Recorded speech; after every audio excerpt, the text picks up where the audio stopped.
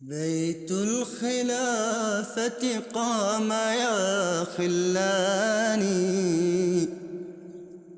صرح مهيب ثابت الأركان،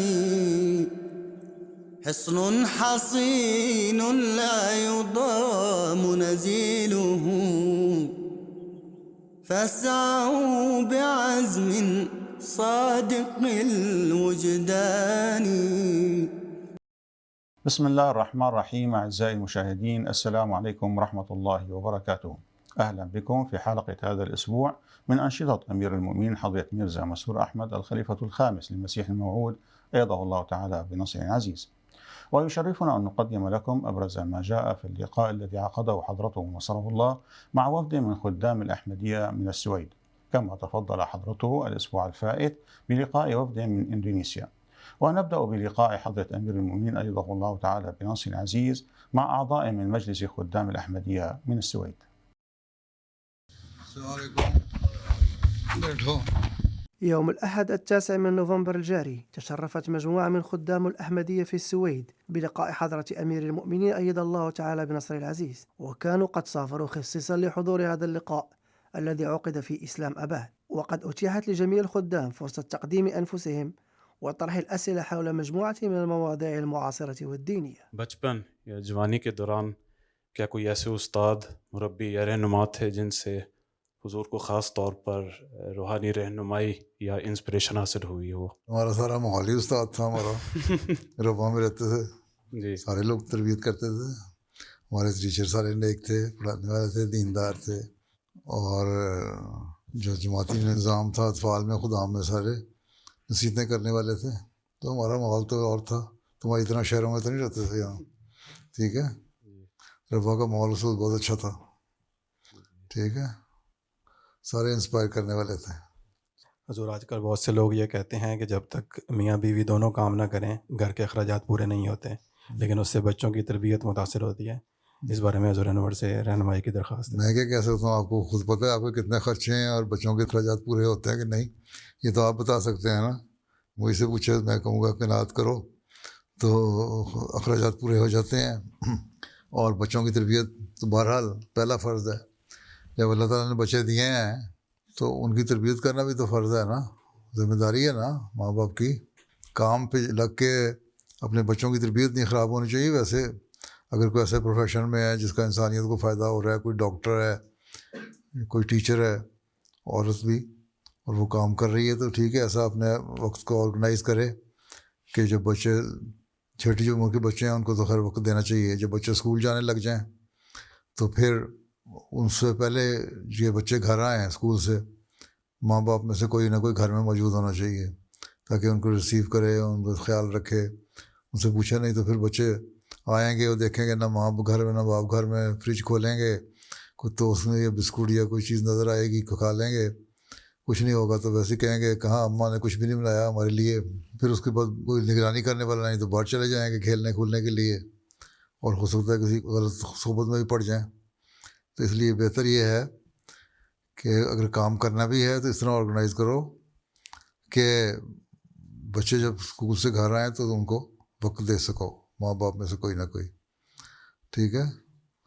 باقی خرچے کم کریں تو ٹھیک ہے، اگر دنیا کی خواہشات بڑھتی جائیں تو کہیں اس کی تو لمٹ ہی کوئی نہیں، ٹھیک ہے، وہ تو بڑھتی چلی جائیں گی، آگے کے آگے نظر آتا جائے گا اپنے سے اوپر۔ اس لیے حدیث میں آیا ہے کہ تم دنیاوی معاملات میں، عمارت میں یا پیسے میں یا دولت میں اگر دیکھنا ہو تو اپنے سے کم کو دیکھو تاکہ تم اللہ تعالیٰ کا شکر ادا کرو کہ اللہ تعالیٰ نے مجھے اس سے بہتر بنایا ہے، اور دینی معاملات میں اپنے سے اوپر والے کو دیکھو، اور اس خواہش پیدا ہو کہ میں بھی دینی معاملات میں اتنی ترقی کرنے والا ہوں تو وہاں تک پہنچوں اور مجھے بھی اللہ تعالیٰ سے خالص تعلق پیدا ہو جائے۔ تو اگر یہ سوچ ہو تو پھر دنیاوی خواہشات کنٹرول میں رہتی ہیں، ٹھیک ہے۔ میرا سوال یہ ہے کہ اگر کسی بندے نے پاکستان میں ملازمت حاصل کی ہو اور اس نے مذہب ڈکلیئر نہ کی ہو تو ملازمت کے دوران اگر اس کو نماز کا کہا جائے تو وہ اس سچویشن کو کیسے ہینڈل کر سکتا ہے؟ جزاکم اللہ۔ کو جی میں پڑھ لوں گا، مجھے چھوڑیں، ٹھیک ہے، اوائڈ کرو حکمت سے، ہو سکتا ہے اگر کہیں ٹریپ ہی ہو جاؤ، پھنس جاؤ، تو پھر ٹھیک ہے، پھر مجبوری ہے جان بچانے کے لیے اگر نماز کسی کے پیچھے پڑھ بھی لیتے ہو تو اس میں نماز میں استغفار پڑھتے رہو اور بعد میں اپنی علیحدہ نماز پڑھ لو. جس طرح حج کے موقع پہ خلیفہ اول نے ایک شخص کو کہا تھا کہ اگر تم اس طرح ہو جاؤ اور مجبوری اور تمہیں خوف ہو کہ پتہ نہیں کیا ہو جائے گا تو پھر جو امام نماز پڑھا رہا ہے اس کے پیچھے نماز پڑھ لو اور اس کے بعد گھر میں آ کے اپنی نماز پڑھ لو. ٹھیک ہے، یہی حضرت خلیفہ مسیح ثانی نے حج کے دوران کیا تھا. لیکن جب خلیفہ اول نے اطلاع عنہ کو بتایا آ کے تو انہوں نے کہا تم نے ٹھیک کیا. میں نے اس شخص کو بھی یہی کہا تھا کہ اگر تمہیں کمزوری ہے اور تم خوف زدہ ہو تو پھر ٹھیک ہے، اس وقت تو ان حالات میں پڑھ لو نماز اور بعد میں گھر آ کے اپنی نماز علیحدہ پڑھو. امامت کو تو ہم نہیں مانتے. ٹھیک ہے. میرا یہ سوال تھا کہ اگر ایک خادم مربی بن کر جماعت کی خدمت کرنے یا سائنسدان بن کر انسانیت کی خدمت کرنے کی چوائس ہو تو پیارے آقا اسے کیا کرنا چاہیے؟ سائنسدان بن کے بھی جماعت کی خدمت ہو سکتی ہے، بالکل. مربی بن کے بھی جماعت کی خدمت ہو سکتی ہے. بالکل. تو جس چیز میں دلچسپی زیادہ ہے وہ کرو. اگر سائنس میں دلچسپی ہے کہ سائنسدان بن جاؤں، اس میں ترقی کرو، اور جب ترقی کرو گے تو تمہارے اس ماحول میں ایکسل کرو اور اتنے اوپر جاؤ جی. کہ وہاں تمہارے ارد گرد تمہارا ماحول جو ہے تمہارے سے متاثر ہو، پھر وہاں تمہارے لیے تبلیغ کے راستے کھل جائیں گے. وہیں تم مبلغ بن جاؤ گے، مربی بن جاؤ گے، جماعت کی خدمت کرنے والے بن جاؤ گے. ٹھیک ہے. لیکن ساتھ دین کا علم بھی حاصل کرو. جی. ٹھیک ہے. جی. اسی طرح جو مربی ہے اس کو بھی اپنے فیلڈ میں ترقی کرنی چاہیے. اصل کام تو یہی ہے نا کہ جماعت کے افراد کی تربیت اور دوسروں کو اسلام کا پیغام پہنچانا. اگر اپنی تربیت صحیح نہ ہو تو جماعت کی تربیت کیا کرے گا انسان؟ اس لیے چاہے تم سائنسدان بن رہے ہو یا مربی بن رہے ہو، اگر حقیقی احمدی ہو تو اس سوچ کے ساتھ کام کرو کہ میں نے اللہ تعالیٰ کے جو احکامات ہیں ان پہ عمل کرنا ہے، اور میرے دل میں جذبہ ہے اور جوش ہے جماعت کی خدمت کا، چاہے وہ کسی بھی صورت میں ہو، تو اس کے لیے میں نے اپنے حالت کو بہتر کرنا ہے. جب حالت کو بہتر کرو گے، اللہ تعالیٰ کے حکموں کے مطابق کرو گے، تو پھر تربیت کے راستے کھل جائیں گے اور ساتھ ہی تبلیغ کے راستے بھی کھل جائیں گے. تو دونوں میں سے جو پسند ہے وہ کرو، اس پہ کوئی ایسا وہ نہیں ہے. بعض لڑکا کہتا ہے میں نے مربی بننا ہے، ماں باپ کہتے ہیں نہیں تم سائنس پڑھ لو، ڈاکٹر بن جاؤ، فلاں کر لو. یا ماں باپ کہتے ہیں مربی بن جاؤ، تم کہتے ہیں نہیں میں نے ڈاکٹر بننا ہے، فلاں. تو جو چیز میں دلچسپی ہے وہ کرو. میں تو یہی کہا کرتا ہوں جیسے میرے مشورہ مانگتے ہیں لوگ. اور خدمت جو انسانیت کی ہے اور جماعت کی ہے وہ دونوں صورتوں میں ہو سکتی ہے. انسان کا اپنا جذبہ ہونا چاہیے، اپنا دین کا علم ہونا چاہیے، خدا تعالیٰ سے تعلق ہونا چاہیے.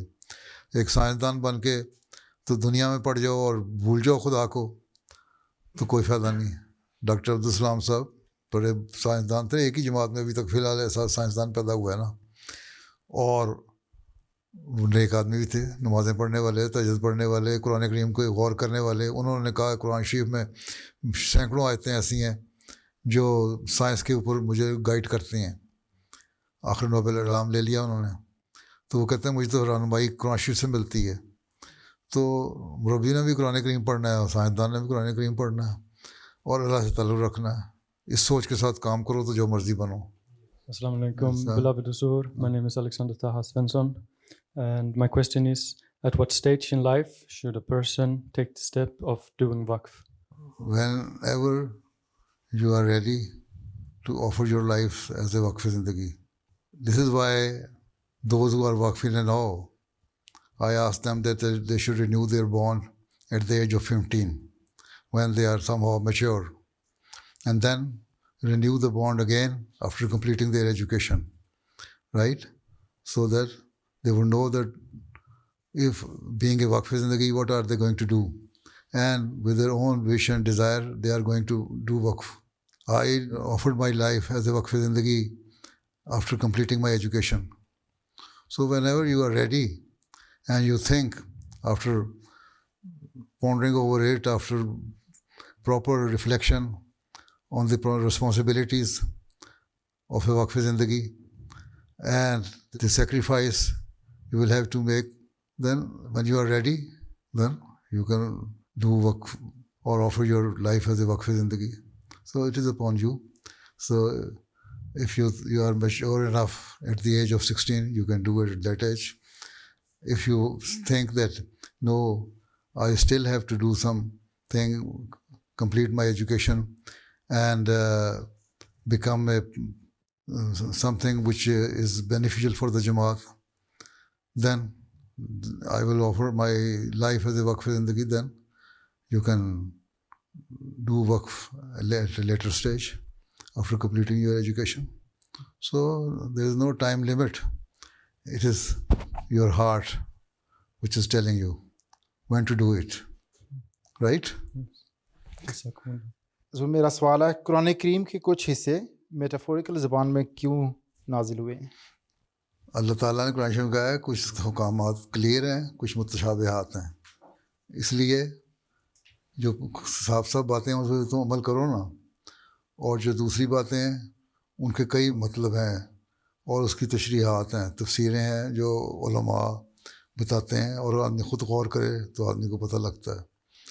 تو جو کلیئر کٹ شریعت کے حکم ہیں ان کو اس میں تو کوئی روک نہیں ہے، وہ تو صاف طور بتایا گیا نماز پڑھو، روزہ رکھو، اچھے اخلاق دکھاؤ، یتیموں کا خیال رکھو، غریبوں کا خیال رکھو، چیریٹی کرو، قانون کی پابندی کرو، اور دین کے معاملے میں اطاعت کرو. یہ سارے کلیئر حکم ہیں نا، یہ کر لو. ایک شخص آیا حضرت صلی اللہ علیہ وسلم کی خدمت میں، اس نے کہا کیا کیا حکم ہے؟ آپ نے فرمایا کہ ساری باتیں بتائیں، نماز فرض ہے، روزہ، زکوٰۃ، حج، اس کے مطابق جو اسلامی تعلیمات تھیں ساری بتاتی ہیں اس کو، اور یہ فرائض ہیں. آپ نے فرمایا یہ فرائض ہیں. انہوں نے کہا فرائض کیا ہیں؟ آپ نے فرمایا یہ فرائض ہیں. ساری فرائض کی لسٹ بتا دی جو آلریڈی پتہ ہے ہر ایک کو. اس کے علاوہ انہوں نے کہا یہ نوافل ہیں، یہ زائد چیزیں ہیں جو تم کرتے ہو. تو اس نے کہا خدا کی قسم میں تو صرف جو فرائض ہیں وہی ادا کروں گا، اس سے زیادہ میں نہیں کچھ کروں گا. آپ نے فرمایا اگر سنسیئرلی حقیقت میں پورے حق ادا کرتے ہوئے یہ فرائض اپنے ادا کر دے گا، جب چلا گیا تھا حسن صاحبہ کو فرمایا تو یہ جنت میں چلا جائے گا. تو اس فکر میں نہ پڑھو کہ میٹافوریکل کیوں ہے اور کیا ہے، وہ تو علمی باتیں ہیں. جتنا آپ کا علم ہے وہ اس میں ترقی کرتے جائیں گے، اس باتوں کو سمجھ آتی جائے گی. جو فرائض ہیں ان کو ادا کرتے رہیں تو آپ کے لیے اللہ میاں نے کہا میں تو جنت میں لے جاؤں گا تمہیں. تو اس لیے پہلے غور کرو کہ ہم فرائض ادا کر رہے ہیں کہ نہیں. کیا میں نمازوں کا حق ادا کر کے نمازیں پڑھ رہا ہوں؟ کیا میں ادا کرتے ہوئے روزے ادا کر رہا ہوں؟ میں کیا غریبوں کا حق ادا کرتے ہوئے ان کی خدمت کر رہا ہوں؟ میں چیریٹی کر رہا ہوں؟ کیا میں اپنے رشتہ داروں سے حسن سلوک کا اللہ تعالیٰ نے حکم دیا ہے نا وہ میں کر رہا ہوں؟ نکاح شادی کے بعد اللہ تعالیٰ کا بڑا واضح حکم ہے کہ بیوی اور اس کے بچوں کا خیال رکھو، اور بیوی کو خاوند اور اس کے رشتہ داروں کا خیال رکھو. تو یہ میں حق ادا کر رہا ہوں، دونوں سوچنا ہوگا. باقی بہت ساری باتیں ہیں، اب سائنس میں آپ پڑھتے ہیں یا دوسری چیزوں میں بہت ساری چیزیں ہیں جو آپ کو مدد لینی پڑتی دوسروں سے، آپ کو سمجھ نہیں آتی. تو ہر چیز بلیک اینڈ وائٹ میں سامنے نہیں آ جاتی. شریعت نے جو موٹے اصول بتا دیے کہ یہ باتیں ہیں حکم، یہ کرنے والے یہ تم کرو. یہ چیزیں ایسی ہیں جو علمی باتیں ہیں، ان میں تم ترقی کرو گے. جہاں جہاں تمہاری روحانیت ترقی کرتی جائے گی، جہاں تمہارا علم ترقی کرتا جائے گا، جس طرح تمہارا اللہ تعالیٰ تعلق بڑھتا جائے گا، وہ تمہیں ان باتوں کی سمجھ آتی جائے گی. ٹھیک ہے؟ تو اگر ان کو لے کے عمل نہ کرو، ان کی غلط مطلب نکالتے رہو، تو پھر اللہ تعالیٰ کہتا ہے پھر میں تمہیں سزا بھی دوں گا. اس لیے اللہ تعالیٰ نے فرمایا جو اہل علم ہے، جو علم والے ہیں، مفسرین ہیں، ان کی باتوں پہ غور کرو. اس لیے آنسر نے فرمایا قرآن شریف کے بھی کئی وطن ہیں، اس کے کئی مطلب ہیں آیتوں کے، اور اس کی تشریح ہوتی ہے، تفاسیر ہوتی ہیں، اور وقت پہ تفسیریں کھلتی رہتی ہیں. اس لیے علماء پرانے زمانے میں بھی بعد میں بھی اس کی تفسیریں کھولتے رہے. جو اسٹیٹس بلند ہوتا جاتا ہے کسی کا، اس کے لحاظ سے ان کو ان باتوں پہ بھی ترقی کرتا چلا جاتا ہے. لیکن اگر اس کا بہانہ بنا کے کہ یہ شبے والی بات ہے، اس میں تو اپنے مطلب کی بات نکال لو جس میں تمہارا فیور ہو. جتنا بعض فرقوں نے نکال لیا جی 5 نمازوں کا تو حکم نہیں ہے، اس لیے 3 پڑھ لو، 4 پڑھ لو. بعض فرقے ایسے ہیں اسلام میں بھی جنہوں نے نمازوں پہ پابندیاں اٹھا دی ہیں یا نماز پوری طرح ادا نہیں کرتے. تو اللہ تعالیٰ کہتا ہے یہ چکر نہ چلاؤ، ٹھیک ہے؟ اس سے گناہ ہوگا. تو مزید ثواب میں بڑھانے کے لیے اللہ تعالیٰ نے ہمارے علم کو بڑھانے کے لیے، تمہاری سوچوں کو بڑھانے کے لیے بعض چیزیں غور طلب رکھی ہیں. تفاسیر پڑھو گے تو ان کی سمجھ آتی ہے. ٹھیک ہے؟ لیکن بنیادی چیزیں وہی ہیں جو احکامات ہیں کلیئر کٹ احکامات ہیں ان پہ عمل کرو، الگ الگ میں تمہیں معاف کر دوں گا. اللہ تعالیٰ نے کوئی شرط نہیں رکھی. اگر تم نے جو شبے والی باتیں ہیں اگر ان پہ تم عمل نہیں کرتے، یا میٹافوریکل جو باتیں ہیں یا تشبیہات جو دی ہوئی ہیں اس پہ عمل نہیں کرو گے تو تمہیں میں جہنم میں ڈالوں گا. اللہ کہتا ہے نہیں، تم نماز قرآن تو پڑھو نا، ٹھیک ہے، باقی اللہ پہ غیب پہ ایمان رکھو، بس ٹھیک ہے، تمہارے لیے ہی کافی ہے. ٹھیک ہے، جس طرح علم بڑھاؤ گے، یہ بس پڑھتے جائیں، تفسیریں پڑھو تو تمہیں متشابہات کا میٹافورس کا پتہ بھی لگتا جائے گا. ٹھیک ہے. My question is, how do I attain khushu in my daily prayers? Do you believe that Allah is one? Yes. Right. Do you believe that Islam is the true religion? Yes, I do. Do you believe the Holy Prophet sallallahu alaihi wasallam is the last of the prophets, Khatamun Nabiyyin? Yes. Right. Do you believe that Masih Maud alayhi salam is the person who was to come in the later days for the revival of Islam? Yes, I do. Yes. Do you believe in the system of Khilafat? Yes, I do. Do you believe that Allah Ta'ala has given so many commandments in the Holy Quran and the injunction? There are quite a number of do's and don'ts in the Holy Quran, and we should practice on it. Allah Ta'ala has given us clear-cut teaching, right? Yes. Do you believe that whatever you are getting is from Allah? Yes. He's Rabbul Alameen. Yes. He is the provider and sustainer of everything, Yes. right? Yeah. And He has given you the fertile brain to think over these things and try to gain the love of Allah Ta'ala, right? And this is your desire, that you should gain the love of Allah Ta'ala. If you count all these things and see the blessing of Allah Ta'ala on you, then definitely you will be grateful to Allah Ta'ala. When you are grateful to Allah Ta'ala, when you thank Allah Ta'ala and you praise Him that Allah Ta'ala has bestowed quite a number of things on you for your benefit, then your emotions will come out, and that will make you think over the existence of Allah Ta'ala and His blessings on you, and that will make you more humble, and your humility will increase. And when these type of emotions come, then definitely you will cry. You will seek Allah's help, that Allah Ta'ala increase these emotions more than before. So that is called khushu, right?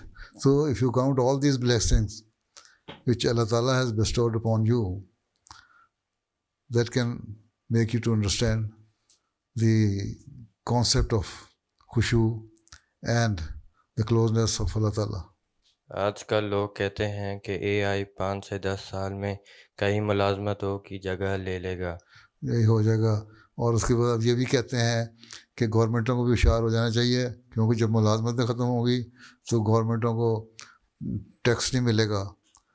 Tax لیتے ہیں نا لوگ، کماتے ہیں تو اسے tax pay کرتے ہیں اور ان سے گورنمنٹ چلتی ہے. ٹیکسوں سے ہی گورنمنٹ چل رہی ہوتی ہے نا. اور اس کی انکم جب کم ہو جائے گی تو ان کی اکانومیز جو ہیں وہ بالکل گرنی شروع ہو جائیں گی، اور پھر گورنمنٹ کہے گی ہو اب تو اے آئی کو بند کرو. ٹھیک ہے، تو کہیں نہ کہیں ان کو کبھی نہ کبھی سینس آ ہی جائے گی. تو تم کیا کہتے ہو کہ ہم اس صورتحال میں ہم نوجوانوں کو کن فیلڈز میں جانا چاہیے؟ جس فیلڈ میں بھی جاؤ گے وہاں اے آئی آ جائے گی. جی ٹھیک ہے، اے آئی نے مصیبت ڈالی ہوئی ہے. تم جس فیلڈ میں بھی جاؤ گے اے آئی آئے گی، ملازمت تبھی کم ہوں گی نا، جیسے پہلے میں نے بتا دیا تمہیں.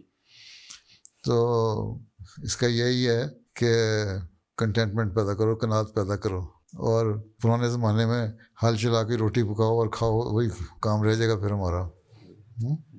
ٹھیک ہے، چند ایک امیر لوگ رہ جائیں گے، اور جب وہ لوگ رہ جائیں گے پیچھے کچھ نہیں ہوگا. حکومتیں بھی بالکل ان کے جو ہے اکانومی فلاپ کر جائے گی، تو پھر کیا ہوگا؟ تباہی ہوگی. اسی دوائی کی طرف انسان جا رہا ہے. اللہ کو پہچانے کا یہ دعا ہو جائے گا. اس لیے یہی کرو، جس فیلڈ میں بھی جاؤ گے یہی ہے. میرا خیال تمہاری زندگی تک شاید گزر جائے، آدھی زندگی تمہاری گزر جائے گی اس میں. اگلے بچوں کی فکر کرو کہ کیا کریں گے وہ بیچارے. ٹھیک ہے. میرا سوال ہے، احمدیوں کو ہیوملٹی اور سیلف رسپیکٹ کے درمیان کس طرح ایک بیلنس رکھنا چاہیے کہ جماعت کا نام کو نقصان نہ پہنچے؟ جس طرح کبھی کبھی کام پہ یا باہر جھگڑے ہو جاتے ہیں. وقار علیحدہ چیز ہے، عاجزی علیحدہ چیز ہے. ہیں. سیلف رسپیکٹ ایک وقار ہے کو کہتے ہیں، ڈگنیٹی اور وقار. ہیومینٹی عاجزی ہے. ٹھیک ہے. اپنے آپ کو ہر بات میں بوسٹ کرنا، تکبر سے باتیں کرنا، اس چیز سے اللہ تعالیٰ نے منع کیا ہے. لیکن اللہ تعالیٰ نے اس چیز سے منع نہیں کیا کہ تم اپنا وقار قائم نہ کرو. اپنا وقار قائم کرو گے تو لوگ بھی عزت کریں گے نا. اب بعض لوگ بہت عاجز ہوتے ہیں، لوگ ان کی عزت کرتے ہیں، اور اس بات کے سے عزت کرتے ہیں کہ اس میں عاجزی بڑی ہے. کوئی منفی اثر تو نہیں چھوڑ رہا اس کے اوپر عاجزی اس کی، اس کا ایک پلس پوائنٹ ہی مل رہا ہے نا اس کو. ہاں جی، بندہ بڑا عاجز ہے، بہت آرام سے ملتا ہے، تو کیا وہ اپنی سیلف رسپیکٹ اور آنر اور ڈگنیٹی کو قربان کر رہا ہوتا ہے؟ نہیں نا. تو عاجزی دکھانا اور چیز ہے. حضرت مسیح علیہ السلام کو اس لیے اللہ تعالیٰ نے فرمایا تھا تیری عاجزانہ راہیں اسے پسند آئیں. جہاں موقع ہو وہاں بحث کرنے کے بجائے جو حق سمجھتے ہو اللہ تعالیٰ کی خاطر اس کو بیان کر دو، تو اللہ تعالیٰ اس کو اچھا سمجھتا ہے. ٹھیک ہے. لیکن وہاں ضد میں آنا، ایروگنس دکھانا، اور یہ کہنا کہ میں پتہ نہیں کیا چیز ہوں، میرے سے کون کنفرنٹ کر سکتا ہے، میرے سے کون کنٹراڈکٹ کر سکتا ہے میری دلیلوں کو، میری باتوں کو، میں یہ کر دوں گا وہ کر دوں گا، یہ اس کے خلاف ہے ہیومینٹی کے، عاجزی کے. اور یہ تمہیں سیلف رسپیکٹ نہیں دیتی. تو تمہیں یہی لوگ کہیں گے نا تمہیں دور ہٹ جائیں گے، بڑا ایروگینٹ آدمی ہے. تو یہ چیزیں دیکھنے والی ہیں. عاجزانہ رہیں. لیکن حضرت مسیح علیہ السلام کو عاجزانہ رہیں پسند آئیں. وہاں جہاں بحث کی آپ نے چھوڑ دی اللہ کی خاطر. لیکن کیا آپ اس عاجزی کی وجہ سے آپ میں کوئی عزت نفس نہیں تھی؟ آپ نے لوگوں کے سامنے کو بھیک مانگی؟ جہاں مقابلہ آیا وہاں مقابلہ کیا. ٹھیک ہے. آریوں کو بھی جواب دیا، عیسائیوں کو بھی جواب دیا، دہریوں کو بھی جواب دیا، اور جہاں مذہب کی عزت کا سوال آیا وہاں کھل کے اپنا بیان بھی کیا. ٹھیک ہے. مختلف لٹریچر، مختلف کتابیں جو ہیں اس میں یہ موجود ہیں ساری باتیں، لیکن ساتھ ہی عاجزی بھی تھی. تو یہ حضرت صلی اللہ علیہ وسلم کا بھی یہی نمونہ تھا. ایک موقع پر آپ عاجزی دکھاتے ہیں، بچوں سے بھی عاجزی دکھاتے ہیں، پیار کرتے ہیں، عورتوں کے سے، غریبوں سے. دوسری طرف جہاں سوال آیا اسلام کی عزت کا، تو نہ ابو جہل کو دیکھا تو نہ کسی اور کو دیکھا. تو یہ فرق ہے. حضور، میرا سوال ہے کہ حضور کے نزدیک آج انسانیت کو درپیش سب سے بڑا چیلنج کیا ہے؟ یہ سوشل میڈیا اور یہ ٹی وی چینل اور غلط قسم کے حرکتیں، اے آئی اور یہ اور وہ سب کچھ، یہ صحیح یہی چیلنجز ہیں. ان کو صحیح طرح استعمال کرو. ان کا استعمال ٹھیک ہے جائز طریقے سے کرو. اسی میڈیا کے اوپر اخلاقیات کی باتیں کرو، مذہب کی باتیں کرو، خدا تعالیٰ کے پیغام سناؤ. تو یہی اس کا توڑ ہے ان چیلنجز کا، کہ تمہارے اخلاق بھی درست رہیں گے، تمہارا مذہب بھی درست رہے گا، اور لوگوں کو اویئرنیس بھی ہو جائے گی کیا چیز ہے، اس کا صحیح استعمال بھی ہو جائے گا. اس سے چھٹکارا تو ملنا کوئی نہیں ہے. تو اس کو صحیح استعمال کرنے کے لیے احمدی ہیں جو ان کو صحیح استعمال کریں، اور خدا تعالیٰ کی تعلیم اور اس کے احکامات کے مطابق اسی پہ ایسی چیزیں ڈالیں جو لوگ صرف ان برائیوں کو نہ دیکھتے رہیں بلکہ تمہاری اچھائیاں بھی دیکھتے رہیں. اور یہی ہے کہ اس کو تم کاؤنٹر کر سکتے ہو جو غلط قسم کے چیلنج ہیں، اخلاق جو خراب کرنے کی جو کوششیں ہیں، اور یہی بہت بڑے چیلنج ہیں. ان کو ہم توڑ کر سکتے ہیں، کاؤنٹر کر سکتے ہیں. ٹھیک ہے. ومع اختتام اللقاء تشرف الخدام بالتقاط صورة مع أمير المؤمنين نصره الله، وتلقوا من حضرته أقلاما كهدية، وطلب خادمان حائزان على ميداليتي التفوق الدراسي من حضرة أمير المؤمنين أن يقلدهما الميداليتين. تو یہاں ملا تھا یا وہاں؟ اس میں نوڈنگٹن سے تھے. نوڈنگٹن سے تھے. ناروے میں ملا تھا؟ ہاں جی، ناروے. تمہیں پاکستان سے ملا؟ جی، اسلام آباد پاکستان. اس کا تو سونے کا، تمہارا تو جعلی ہے. یہ تو 10 گرام سونا ہے اس کے اندر، اس میں نہیں ہے میرا خیال ہے. میرے لیے تو بس سونے کے برابر ہی ہے. بس اصل چیز. السلام علیکم.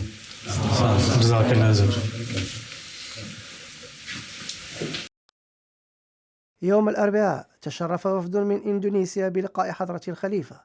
تألف الوفد من 4 ضيوف، منهم السيد سعيد عقيل سورج الرئيس السابق للمجلس التنفيذي لجمعية نهضة العلماء، والسيد روبيكين إمهاس المستشار الخاص السابق لرئيس جمهورية إندونيسيا.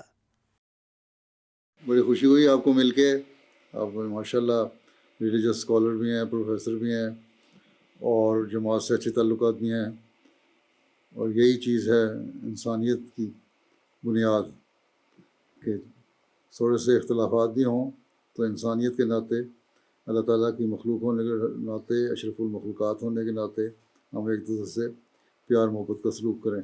اور اسلام یہی تعلیم دیتا ہے انسان کی قدر کرنا، کہ انسانیت جو ہے وہ بنیادی چیز ہے. اسلام کی تعلیم بھی یہی ہے. جس طرح ایک حدیث میں آتا ہے، ایک جنازہ گزر رہا تھا، حضرت صلی اللہ علیہ وسلم اس سے استقبال کے لیے کھڑے ہو گئے، تو ایک صحابی نے کہا حضور یہ تو یہودی تھا. تو آپ نے فرمایا یہ انسان نہیں تھا، اس کا ادب کرنا چاہیے. اصل چیز تو انسانی قدریں ہیں.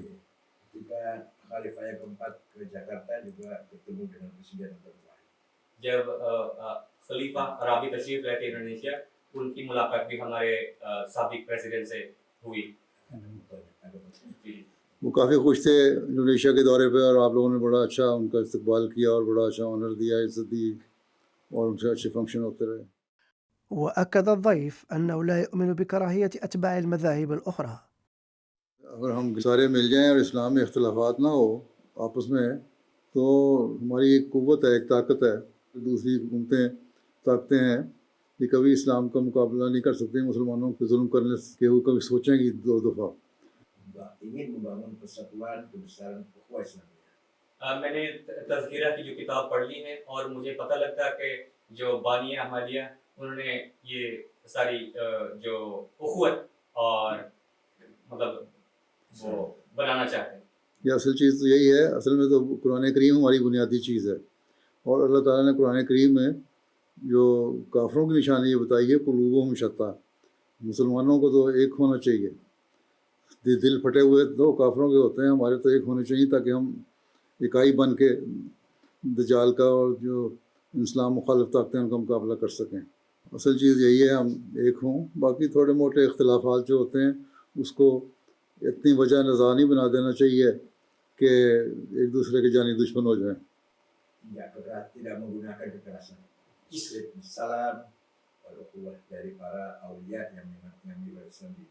اسلام کی جو پہلی دفعہ آئے تھے انڈونیشیا، وہ بھی پیار محبت سے پھیلا، نہ کہ بالکل.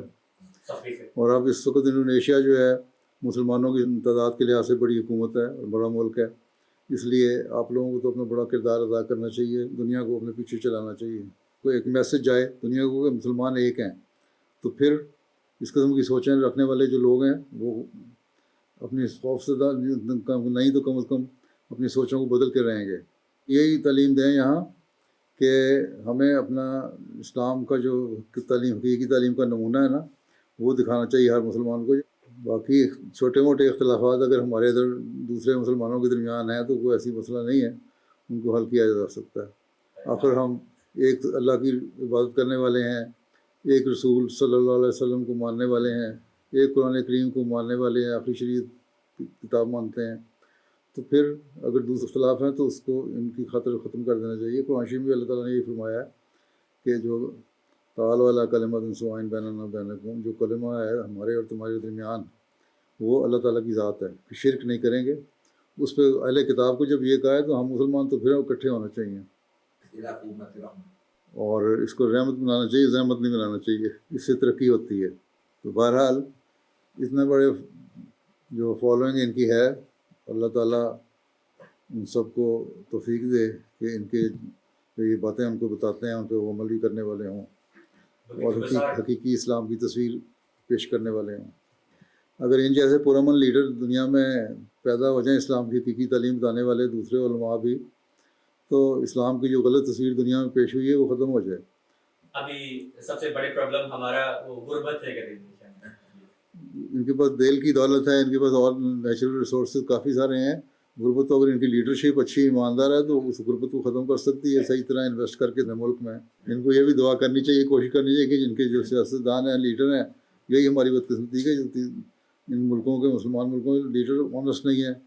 وہ اپنے جیبیں زیادہ بھرتے ہیں اور عوام کی خدمت کم کرتے ہیں. تو یہ بھی کوشش بھی کریں، دعا بھی کریں، اور اپنے لیڈروں کو سمجھائیں، سیاستدانوں کو، کہ تمہارا اصل کام عوام کی خدمت، ملک کی خدمت ہے. ایسے لیڈر ہی کردار ادا کر سکتے ہیں.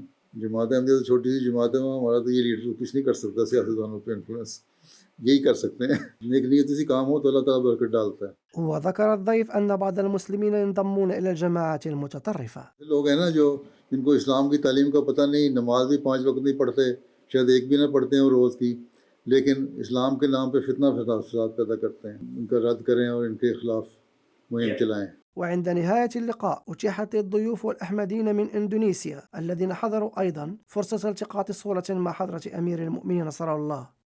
بهذا ننهي نشرتنا، ويمكنكم متابعتنا على العناوين الظاهرة أسفل الشاشة.